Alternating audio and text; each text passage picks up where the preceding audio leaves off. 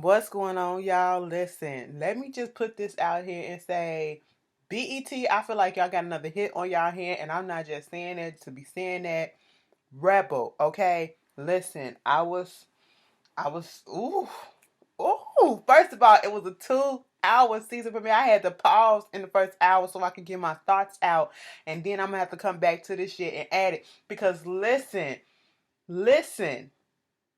It is too much stuff in our racial climate, this political climate, this cop climate that's going on already. And then you put Rebel on just to stir up all these goddamn. Bitch, this shit is pissing me off in a good way, okay? I had to put that out there in a good way. So, Rebel, it's a new show on BT that comes on Tuesday nights at 9 o'clock. Child, I don't know what BT was trying. BT was really trying to suck us in because they said, bitch, we're not going to give you just one episode. We're going to give you 2 episodes back to back. I said, okay, boo, go ahead. So listen, the episode is about, the show is about this girl named Rebecca. She's a police officer. Her name is Rebecca Rebel Knight, okay? And, she's a police officer. She has a father who I guess he has a drinking problem or whatever. She has a brother named Malik who's also in school for music. It's like this academy, music conservatory type thing. They out in Oakland, California. She has a best friend named Sheena. She also has another friend named Dolores that came to her later on in the episode asking for her help about, something going on with her boyfriend or her husband or whatever, seeing what he doing, checking up on her, you know, watching her while she's sleeping and stuff like that. That was in the second hour. But let me just get into this first hour because listen. We get introduced to all the characters, okay? We have Mac. His name is Michael Mac McIntyre, okay? He's Rebel's partner, all right? And they had a little relationship going on back in the day. It's no longer that. And what really caught my attention was when Rebel was in her police station, she was walking at the beginning, and this is after she um, went into this bar, and she was looking for this guy named Langford or something like that. And he's over there with a group of other white men, okay? They over there talking about very disrespectful to women. Very disrespectful. All this nasty talking, just being just ignorant fools or whatever. Then one of his friends gonna say something to Rebel like, "Oh, so you cute? This you fucked her too or whatever? You like BDS? You got the handcuffs and all this stuff." I said, "Excuse me, does this shit really work? Okay." And she took out a baton and just said, "Bitch, I will fuck you up if you want to keep coming." Okay. And beat old boy ass, and they was trying to take him in because he's wanted for raping somebody and stalking the girl as she afterwards, and she trying to get him convicted and all that stuff, put in jail, all that. So this is where we get to see her partner coming in late, and his feelings and all that stuff, getting into it and all that.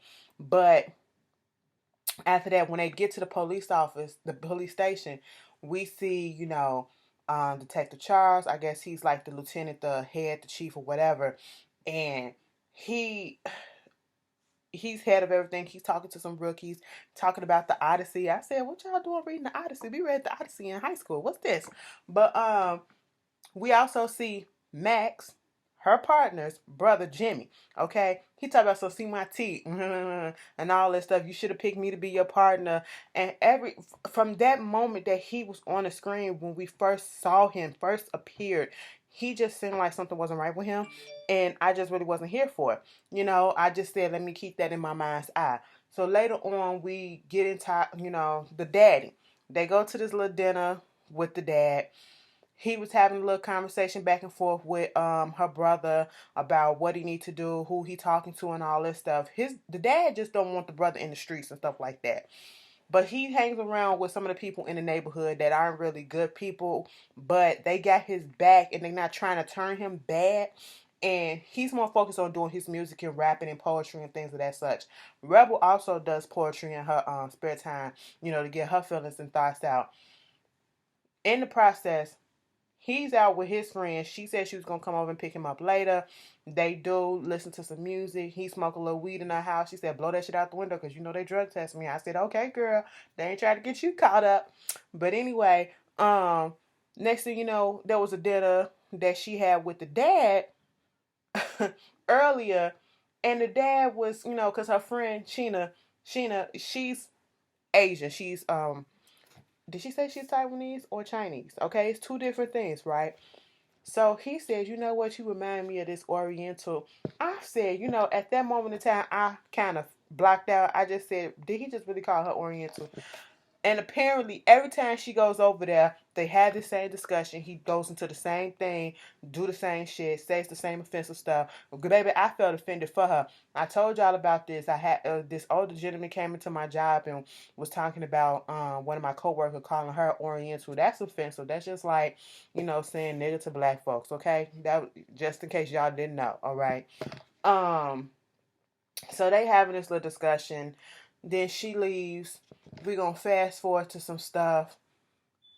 She was out with her partner. I just want to get to this part. In this first, I don't care about anything else that really happened in this first half, besides the fact that she was in the car with her partner. He's talking about looking at some pictures or whatever. What does the girl mean that, you change or you're not the same or whatever, and then she don't call you back? Well, maybe the date didn't go well. You just had a bad night, off night, whatever. So I guess Rebel has this reputation of, Rebecca has this reputation of, you know, being a hard ass, going after, doing things on her own terms, and, not necessarily by the book, but by the book. She's all pro black. We saw her with the free Genesis on her shirt from the Genesis down in Louisiana. I said, all right, I caught that. She's all about her people and shit, getting justice for them and working for it on that side of on this side of the law. She's not a civilian, but, she's a police officer. She's trying to make stuff right, okay? That's where she's coming from. All of a sudden, her and her partner, we found out that they had a little relationship. Why didn't it work between them two? You can tell, still got some feelings or whatever for her. She is on a whole nother plane. She not on that stuff. They get a call saying that there is a suspect, black male running or something, who has a gun. Okay. She said, of course it would be a black male. Like, goddamn, can we get something different?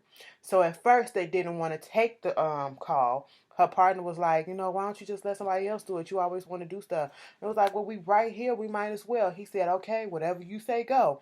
So they pull up, they get out the car, and it's like in this alleyway or whatever, and they tell old boy, put the gun down. At first I'm like, are you sure that he got a gun? Child, he had a gun. Turn around, he throws the gun onto the floor.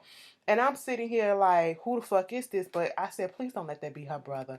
Child, it was her brother. She like, what are you doing out here with this gun and stuff? He was earlier going to be with some of his friends or whatever and meet this dude named Texas, chill out or whatever.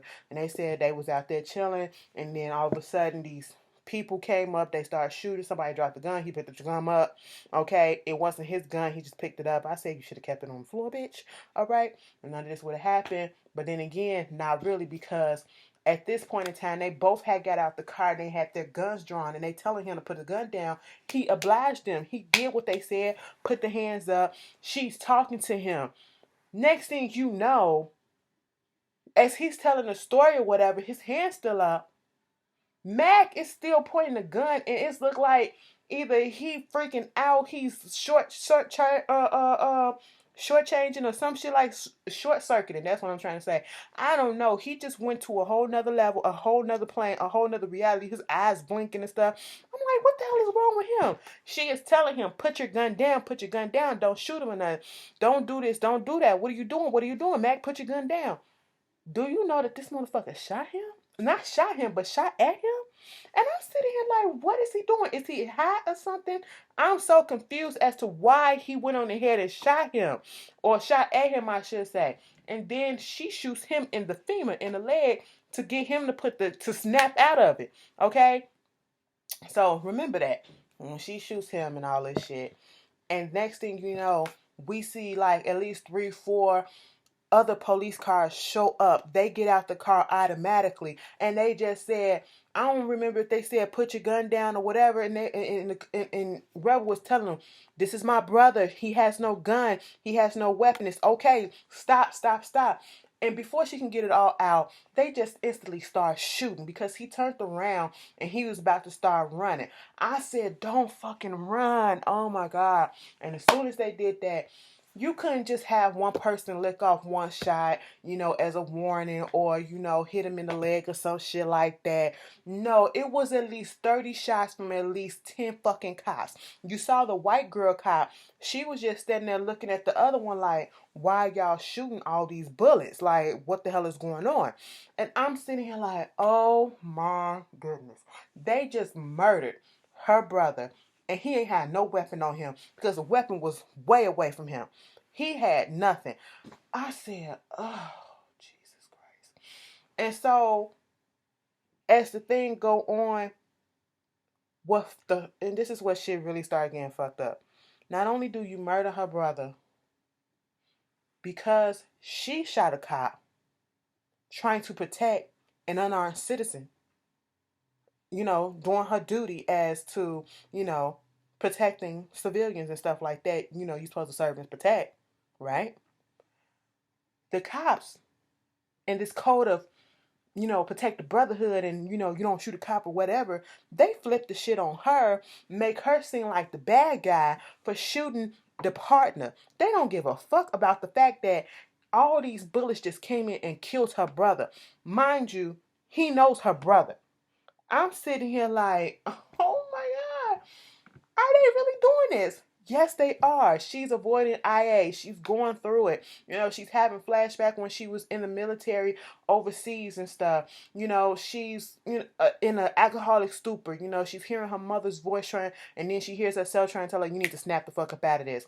And her friend comes over, try to wake up out of it. She finally cleans herself up, and then you get shout out to Johan. Is it Johan or whatever from Instagram/Vine? He was in there playing a rookie cop. Him and the captain, they go over there trying to pick her up to go see IA because she wasn't returning phone calls and stuff like that. And she finally get in there. The way that they was, I knew it was gonna be some fuck shit when the white lady kept on pronouncing Malik's name wrong, and she corrected her both times, and she still said it wrong on purpose. And then as she was telling her story, she's saying, well, her versions of events, which were correct, she's saying that she did not. They more focused on the fact that she shot at the cop, her fellow cop, and not the fact that her fellow cop set this all off by shooting at an unarmed civilian. You know what I'm saying? And just because it's her brother, they think her judgment is cloudy or whatever. And the guy kept on saying, so your partner shot at this guy who was armed, and then she told them no, he was not armed. The gun was 10 feet away.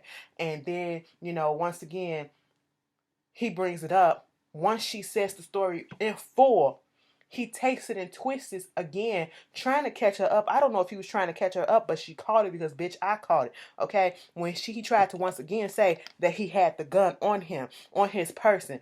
I said, you gotta be out your goddamn mind. She went the fuck off. She was like, yes, I shot him so he won't kill an innocent person. Okay? He'll live, but my brother is dead. How dare you fucking try to put this on me? Okay? I'm sitting here like, wow. Wow, are you serious? Does this shit really go on? Do y'all really do shit like this? If my police officers, if y'all watching, put this shit down up in the goddamn comments, because bitch, I need to know. Because this was fucked up. This was beyond fucked up. I'm sitting here like, hold on.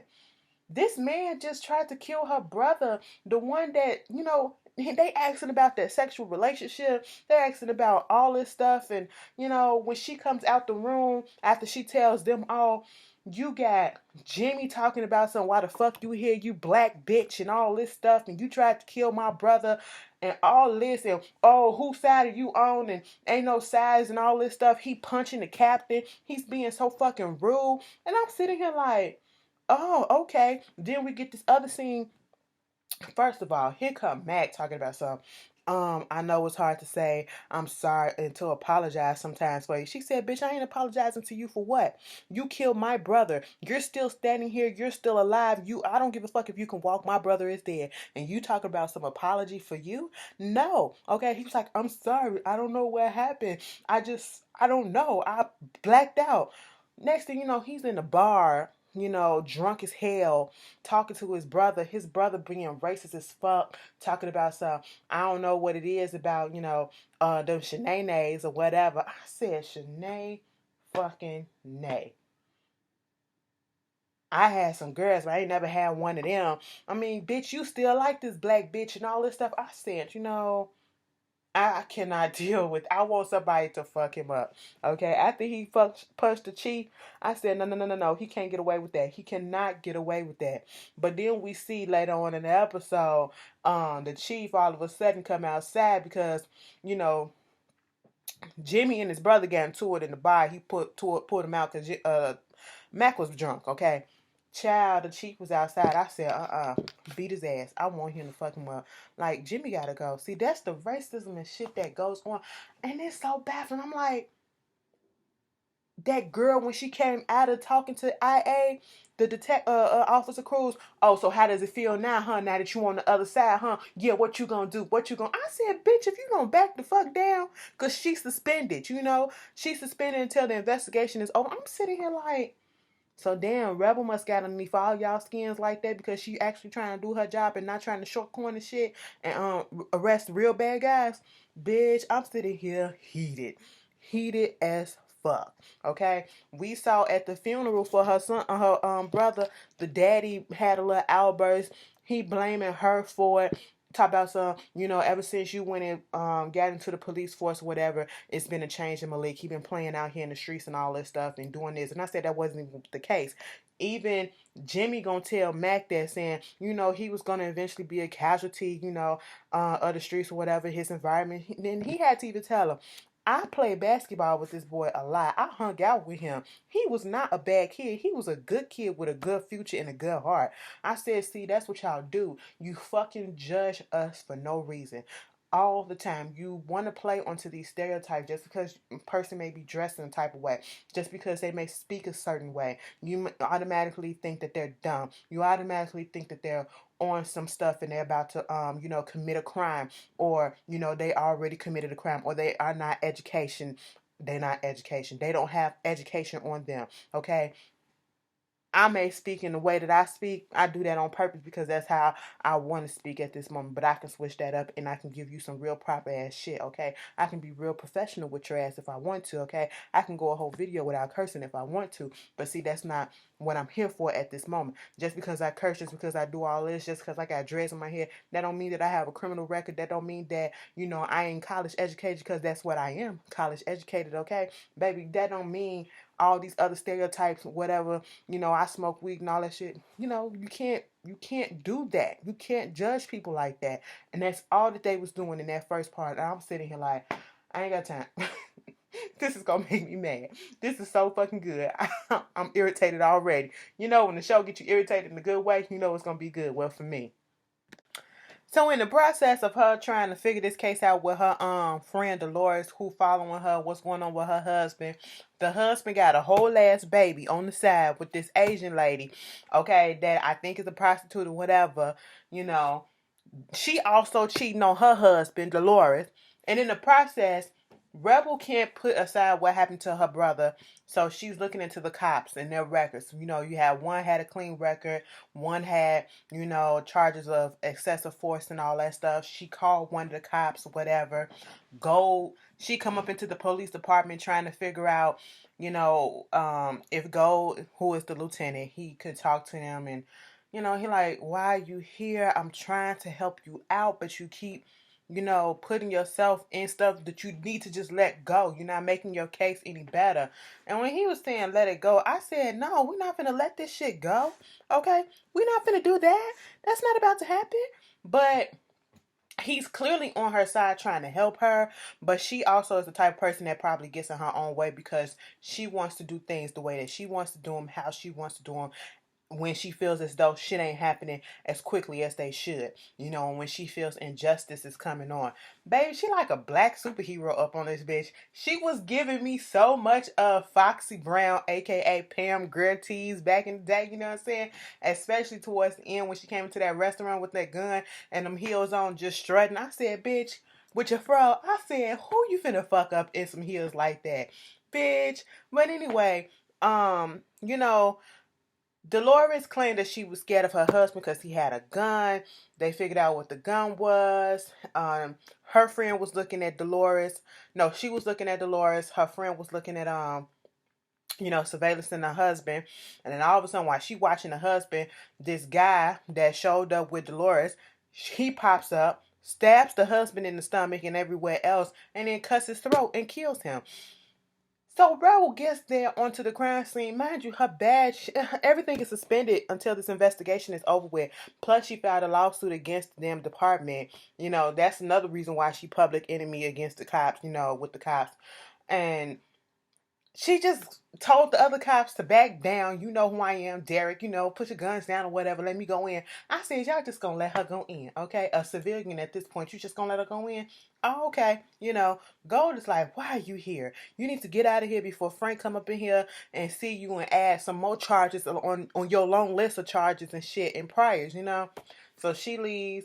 She tried to get the information from Dolores. Dolores was up there trying to cry and all that stuff.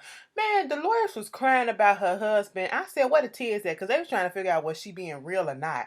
Girl, I said, where them tears at? Okay, I ain't never seen no tear the whole time she was crying. So when Dolores went to her mother's house. And this is where she found, Rebel found her. She got the lowdown on what was going on. Because that's why she went to the police station to have Gold look up who the guy was with Dolores. He's this Chechen guy, okay? And he was hired by Dolores or whatever, working at her job to help her because she was scared of her husband, and he was working security and then was working as her personal bodyguard or whatever. And then next thing you know, one thing led to another, they started fucking. Okay. He also started getting jealous, so that's why he killed the husband. Then come to find out why she she didn't even know that the husband had another baby on the side, okay? So she did all of that stuff. Come to find out, she trying to follow the dudes. She followed him. She cornered him. And somebody came up behind her and knocked her ass out. I said, oh, I knew that shit wasn't going to be that easy. Girl, they take her to this steam warehouse. Ain't nothing but steam pipes and stuff underground or whatever. Got her tied up and, he questioning her. The other one is saying, you need to just go ahead and kill her. You keep on fucking up. You keep on doing this shit. Child, she winds up getting loose. And I said, I know she ain't about to take on these motherfuckers by herself. Her little ass is not going to take them on. Oh, yes, she did. I said, but two got away, okay? And one they still had, and while she was had him down on the ground, she looking around at the whole environment. You got all this bomb making material, fertilizer, meth and all this stuff, and then it's playing about what they gonna blow up and all this shit all around, okay? When the cops get there, they're like, why are you here? Gold is telling her, why are you here? Why are you doing this? She was like, just listen to me. Let's come down here. Let me show you what was going on. Child, why is everything that was down there that said that it was a bomb and all that stuff that was going on that they was making, it's all cleared out. And at this point in time, everybody is over her bullshit at this, over her bullshit, thinking that she's on bullshit when she's really not. And she just had to tell them straight. She was like, some of y'all know me. Some of y'all probably heard shit about me in the news or whatever. Some of y'all work with me. Some of y'all probably tolerated me. Some of y'all still hate me. And, even when I was working or whatever, you can feel however you feel about me. But I was a good cop and I always did good work or whatever. Okay? And let me tell y'all something. This shit ain't about family. Okay? Y'all ain't family. This is a job. This is a job that I don't want. They said, oh, fuck you, and left. I said, at this point in time, I would have quit my shit too, the way that y'all acting, okay? She finna go into private investigating, all right? And that's when, she found out from Dolores where the terrorist people be hanging in. That's when she go to the restaurant. Child, I'm just sitting here like, girl, she go in there with that gun. I said, so you just walking down the streets of fucking Oakland with the gun out real cool like that? Ain't nobody out, ain't no cops. Girl, beep, beep, beep, beep, to pop your ass. All right. I mean, if you say so. That was a little bit unrealistic to me. I was just sitting here like, but at the end, they went to a poetry thing and she was reading a poem and all that stuff. And there was this guy in the audience just looking at her with a hood on. When she left, she turned around and was like, why are you following me? He took his hood off and she was like, Hector? Come to find out, he asking, so you was looking for Texas. Mind you, Texas is the person that, her brother was supposed to be going to chill out with on the day that he died, you know. So that's how they ended the episode. Let me tell you something. I'll be honest. The first half got me. The second half, when it turned, it's showing that she going into this private investigating stuff because she ain't fucking with the cops like that no more because they ain't really fucking with her like that. It's cute. I like it. I like that. I mean, it was certain parts that was a little bit unrealistic for me, but it wasn't enough to just deter my attention away from it. I will be tuning in and I will be you know, reviewing it each week. Y'all tell me how y'all felt about it, and I will see you guys tomorrow. Peace.